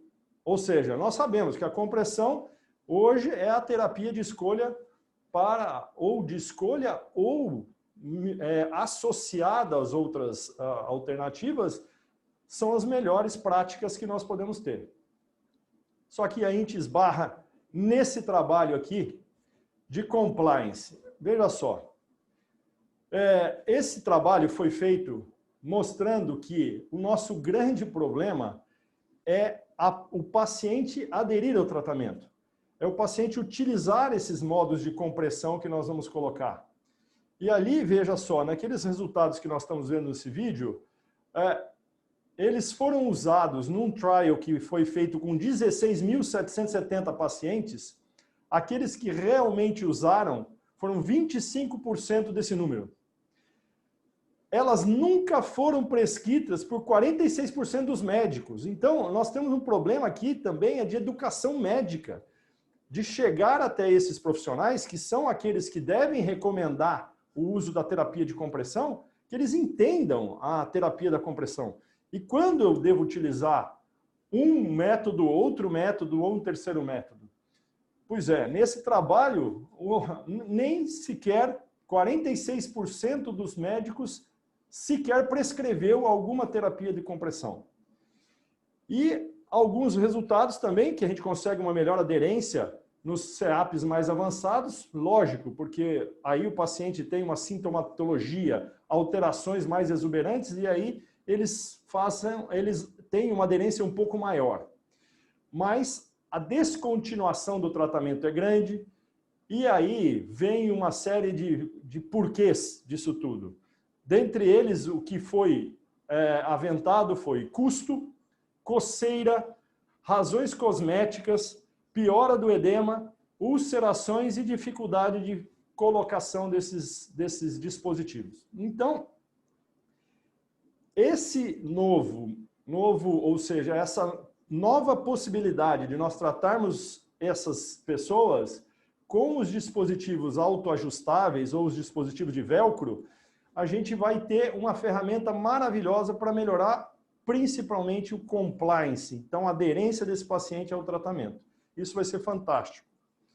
E agora a Sigvaris traz ao Brasil o Compreflex, que é uma das alternativas que nós temos agora para poder tratar esse paciente. É uma ferramenta que não só eu, mas os outros colegas aqui do Brasil, estamos achando que é nosso coringa. Ou seja, essa é a terapia que nós temos, que nós podemos adaptar para pacientes de acordo ou sob medida para esse paciente, entre aspas, e também nós podemos utilizar com as alternativas que nós temos aqui no Brasil, nós conseguimos adaptar e usar esse nosso coringa, esse nosso dispositivo autoajustável, como excelente ferramenta para o nosso tratamento. Então, veja só, esse trabalho do Dr. Mosti, o italiano Giovanni Mosti, ele mostrou que, primeiro, eles são mais baratos. Por a nossa prática diária aqui, por exemplo, se eu for tentar usar a nossa velha bota de Una, que é o curativo mais simples e mais acessível e mais barato, eu precisando trocar uma bota de Una a cada semana, por exemplo, eu levo em cerca de 2 meses a 3 meses, por exemplo, para fechar uma úlcera com a compressão inelástica da bota de Una, eu teria que trocar um curativo por semana, ou seja, eu teria no mínimo de 8 a 10 curativos a serem trocados durante esse período. Hoje, no Brasil, o custo médio, por exemplo, de uma troca é por volta de R$100. Se nós tivéssemos antigamente esse tipo de ferramenta, que é o Compreflex, a gente poderia reduzir esse custo numa fase aguda, muito menor, muito mais barato do que usar a bota de Una por esse tempo mínimo aí, que seriam de 8 a 10 semanas. Esse outro trabalho aqui, desses 3 autores, eles mostraram que a compressão mínima para a gente conseguir uma redução do diâmetro dessa veia, para fazer com que essa velocidade de fluxo aumente, nós precisaríamos de uma compressão por volta de 30 milímetros de mercúrio. E nós sabemos, para atingir 30 milímetros de mercúrio, com bandagens ou com a meia elástica, a gente tem grandes dificuldades para conseguir isso. E o conforto que nós temos ao utilizar uma compressão inelástica é muito maior, principalmente nos pacientes com úlcera, nos pacientes que têm o linfedema ou aqueles edemas exagerados. E esse trabalho mostrou que os dispositivos de autoajustáveis foram colocados pelos próprios pacientes e esses pacientes conseguiram atingir médias de 40 milímetros de mercúrio ao colocar o seu dispositivo sozinho. Então, eles conseguem entregar esse nível de compressão, mesmo fazendo por pessoas, entre aspas, leigas, que não conseguiam fazer, não tinham a assistência de ninguém para fazer isso. Então, o Giovanni Mosti, depois ele fez um outro trabalho também, mostrando essas 3 conclusões do trabalho dele. Os dispositivos de velcro podem ser autoajustáveis, claro, são mais efetivos comparados com as bandagens, porque as bandagens, como a Tracy falou, ao colocar a bandagem, você pode, com uma pessoa bem treinada, colocar com a compressão que eu desejo. Porém, ao caminhar, ao ter o trabalho muscular, eu tenho uma redução desse edema pela contenção inelástica que ocorre e logo essa bandagem se torna frouxa. Ao se tornar frouxa, ela deixa de fazer aquilo que eu preciso, que é a contenção daquele edema. E com o dispositivo de velcro, eu vou ajustando isso ao longo do meu dia e eu consigo manter aquela contenção nos níveis que eu quero. E aí consigo um resultado muito melhor. Eles podem ser ajustados pelo próprio paciente, então não necessita vir até o serviço de saúde para ser recolocada aquela bandagem.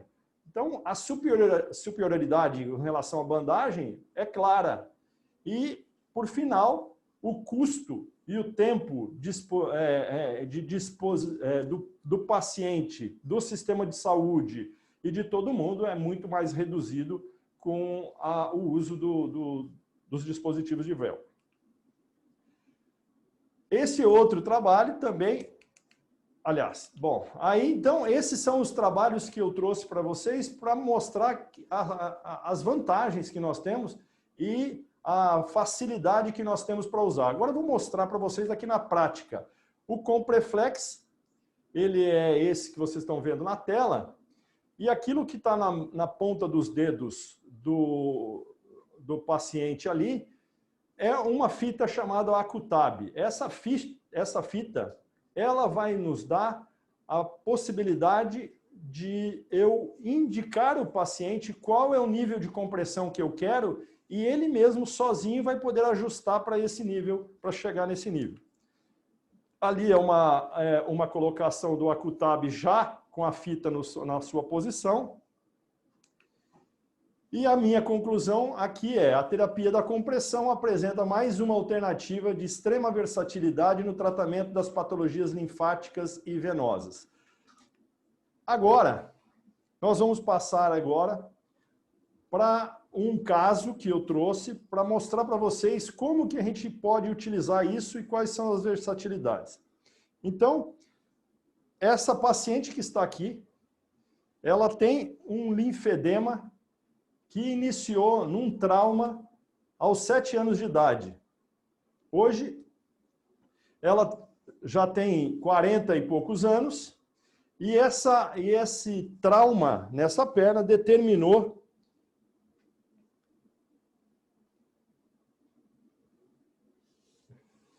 as lesões que ocorreram nessa perna.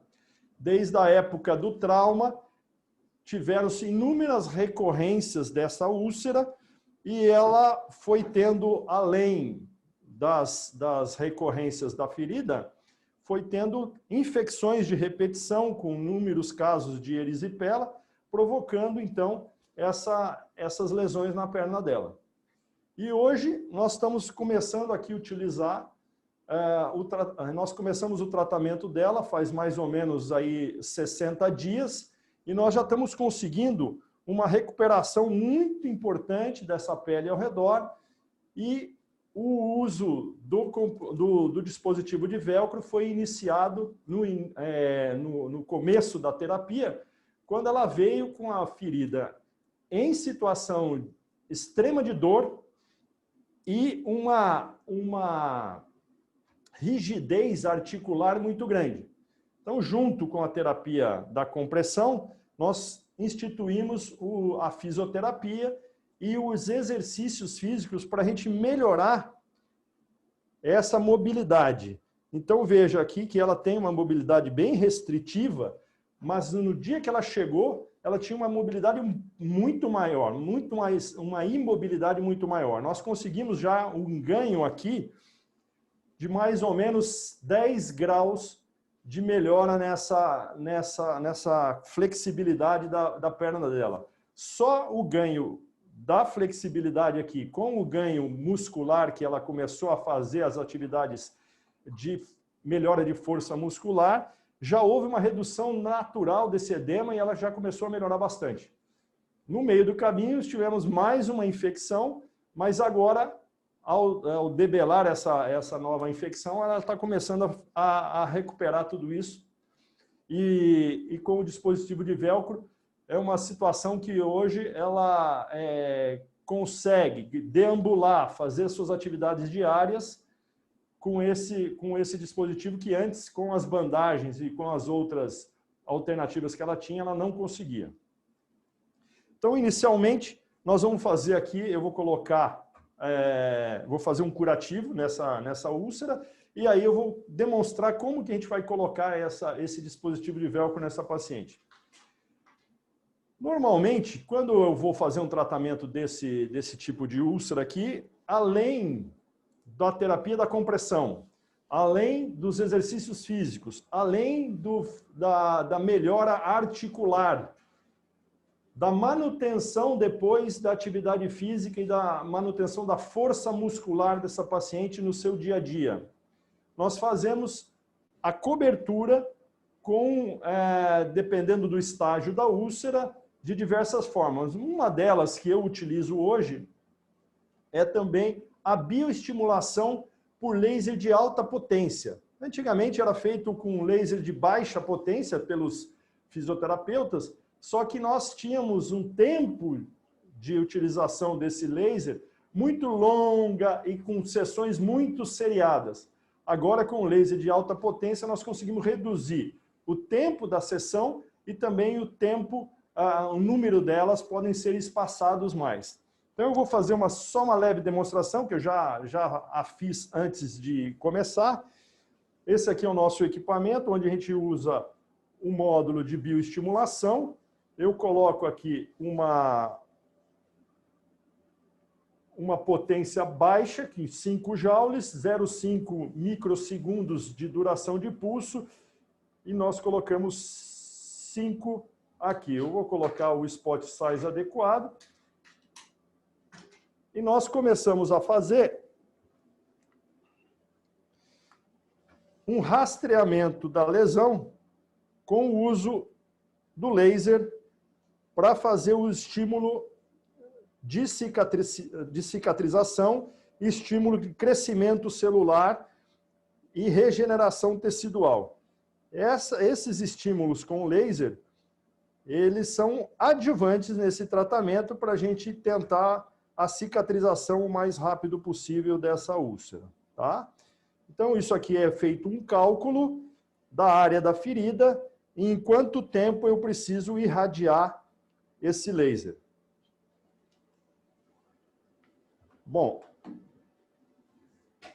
depois a gente passa para a fase agora do tratamento do leito da ferida. Então, nós vamos colocar nesse leito da ferida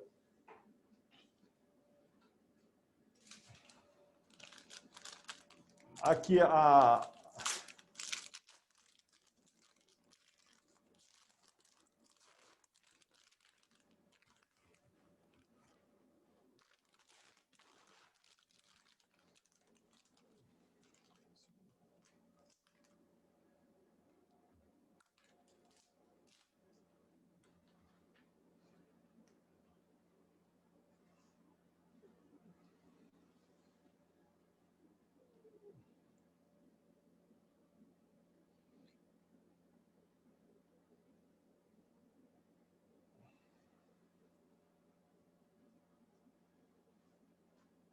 abre um pouquinho a perna assim.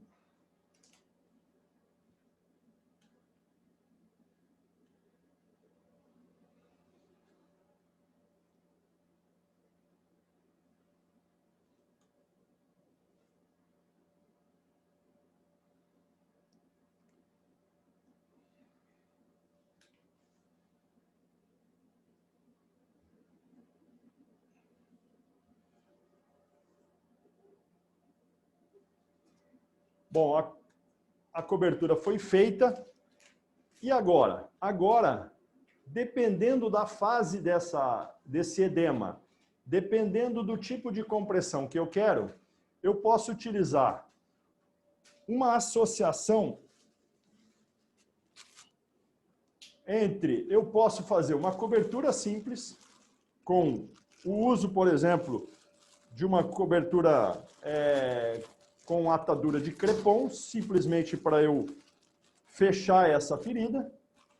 Eu posso utilizar uma bandagem inelástica, eu posso usar uma meia elástica e depois, por cima disso tudo, a compressão. Então, quando eu não tenho as alternativas, por exemplo, eu não tenho uma malha plana, ou o paciente não tem condição de ter todas essas outras alternativas, eu posso aqui simular com algumas outras situações. Então, se eu quisesse, por exemplo, fazer uma redução desse edema um pouco maior, eu poderia fazer a bandagem inicialmente, colocaria a compressão por cima dela e eu teria dois componentes inelásticos nesse caso. Do contrário, eu poderia fazer com uma bandagem elástica, que seria a segunda opção, e depois o dispositivo de velcro por cima. Agora eu vou fazer um curativo simples, só para vocês terem uma ideia de como pode ser feito. Então,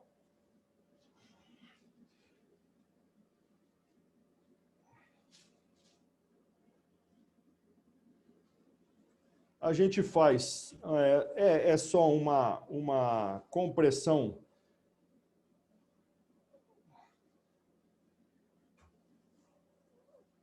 habitual aqui, de um curativo normal.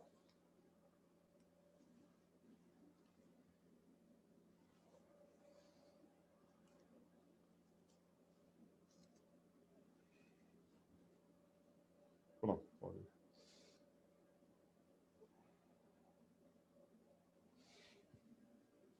Aqui eu deixei para vocês darem uma olhada nas duas alternativas que eu tenho. Eu posso usar o próprio micropore ou qualquer adesivo desse aqui, simplesmente para fazer o fechamento do curativo desta forma, só para fixar, para ser mais fácil, para não deixar isso aqui escapar. Mas eu estou aqui com a outra alternativa na minha mão, que é a fita crepe comum.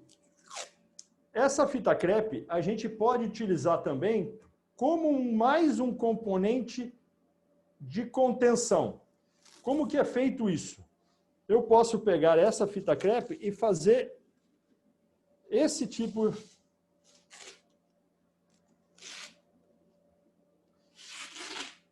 de fixação, que eu teria mais um efeito contensivo nessa ferida aqui.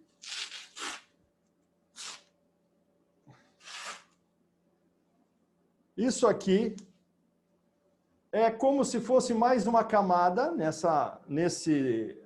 nesses dispositivos que eu vou utilizar, mais uma camada de bandagem.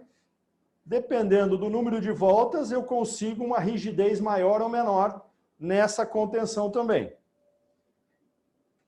Bom, uma vez estabelecido essa primeira parte, eu vou agora vir com o dispositivo de velcro, que é o Compreflex. O Compreflex, ele vem com o Compreflex propriamente dito, mas vem também com duas meias sem nenhuma elasticidade aqui, é uma meia comum.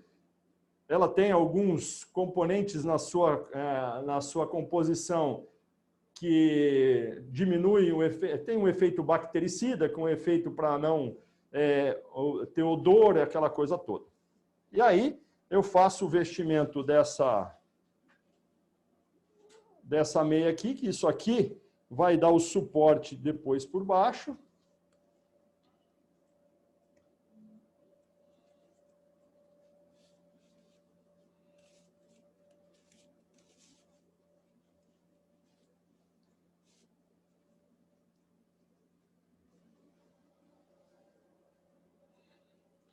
A meia ela é ajustada, a gente entra com o dispositivo de velcro que vai ser colocado sobre ela. Veja que ela tem esse componente aqui para a gente facilitar o seu uso. Ao apoiar o pé aqui, eu coloco o dispositivo na posição adequada que eu quero.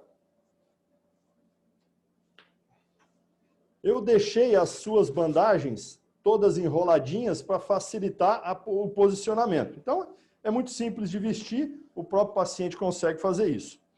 Aí eu venho com a tentativa de fechá-lo, que eu vou iniciar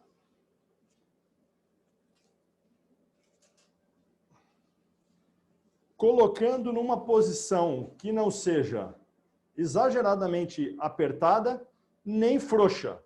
Então, o paciente mesmo vai colocar para que esse dispositivo não fique nem frouxo, nem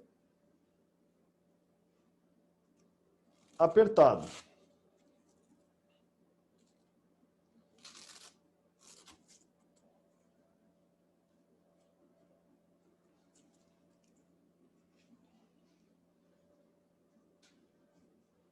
Como ele tem várias posições aqui, você pode adaptar para o volume da perna. Se for uma perna com volumes diferentes, cada faixa dessa vai estar adaptado de forma com que eu consiga utilizar sob medida para o paciente.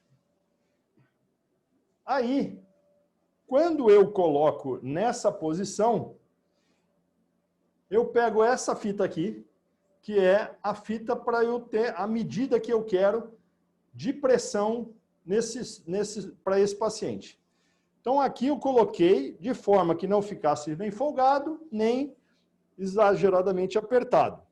A gente prega essa fita exatamente aqui, e cada grau desse aqui vai ser a compressão que eu posso chegar. Então, digamos que o paciente está aqui numa posição confortável, tá? A hora que ela começar a andar, essa perna vai começar a murchar. E eu posso ajustar depois a compressão para chegar nos níveis que eu quero.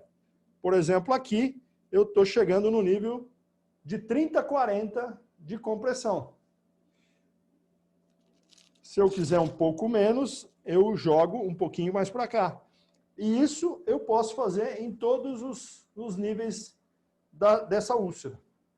E aí a gente consegue que essa compressão seja regulada pelo próprio paciente. Inclusive, essa fita, em algumas circunstâncias, ela pode ser, se você chegar para o paciente e dizer assim, eu quero uma compressão de 30 a 40, a gente simplesmente corta esse segmento e deixa só aquilo que você quer. E aí o paciente vai se autoajustar e colocar na posição correta. Então, esse é as nossas possibilidades hoje. Esse material nos deu uma facilidade extrema, é muito interessante. E nós conseguimos adaptar para o tipo exato de paciente, para cada fase da terapia, cada fase do seu tratamento, e nós podemos adaptar com os materiais que nós temos à mão para esses pacientes. Então, esse a nossa demonstração. Agora eu estou à disposição para as perguntas que vocês quiserem.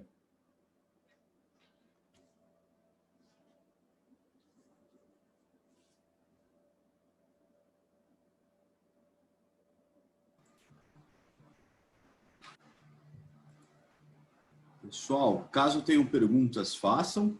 Apesar de nós não termos muito tempo para perguntas, nós tivemos pouquíssimas perguntas. Uma das perguntas que nós tivemos aqui foi relacionado a protocolos, né, de linfedema, especificamente para pós-cirurgia, né, de cirurgias plásticas, né? Se existe, por exemplo, algum dado científico no Brasil de cirurgias plásticas e na Europa de correlação de incidência e também de cirurgias ortopédicas e cirurgias no joelho, tanto no Brasil quanto na Europa. Então, eu queria que tanto a Tracy quanto o Dr. Marcelo e o Sylvain pudessem dar pelo menos uma ideia de se a gente tem esses resultados aqui na reunião, se a gente pode dar uma amostra aqui para o pessoal de ideia, de tamanho.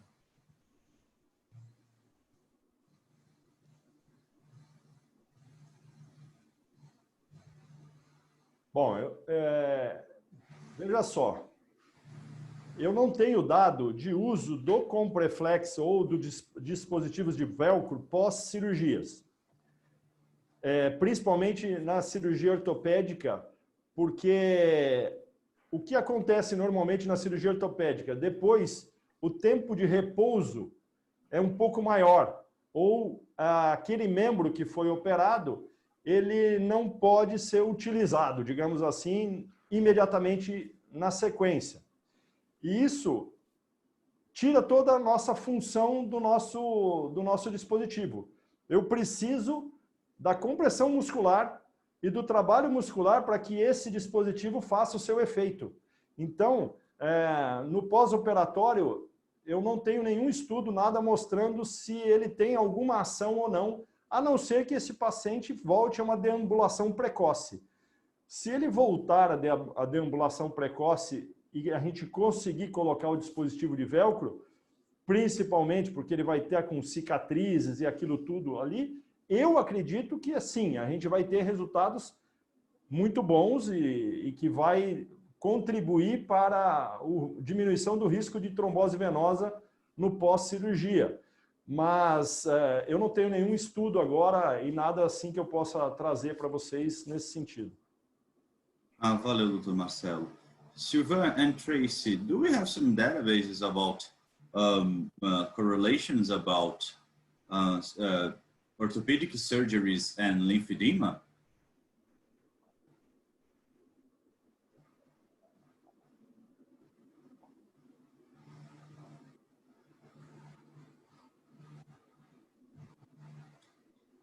Hello?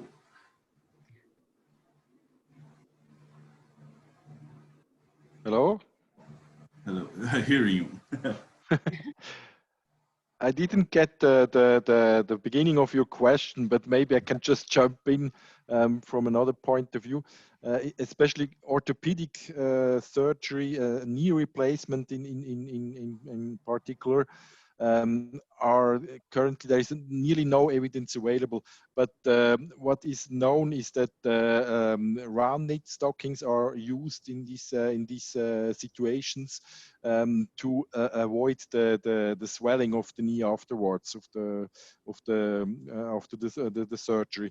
And we are currently looking also into a study that we are preparing to investigate it more in detail, because nearly no evidence is available over a longer period of the hospital stay, because what you can find up to now as evidence is maybe 1 day, maybe 2 days of bandaging, and afterwards the patients are back without compression anymore. In a few years ago, a study site in the Netherlands has started to use regular compression stockings, to shorten the swelling time after a total knee replacement, and to allow patients to be discharged earlier from hospital. And this principle was taken over by one site in Switzerland, in Bern, and they use it since a few years regularly. They don't use any drainage after the total knee replacement anymore, and they put the round knit compression stocking directly after the operation on the patient, and leave it there until the discharge of the patient, with quite good results in regard to avoidance of knee swelling. But as I mentioned, we are currently preparing a study looking into this and finding the best modalities also for that. We've had a couple of sites in the UK who have used round knit stockings post-operatively on knee replacement patients, and they're using them up to 6 weeks after the surgery, so to make sure then that the patient is fully mobile. We haven't seen much results as such from it, but I do know that they are using that protocol.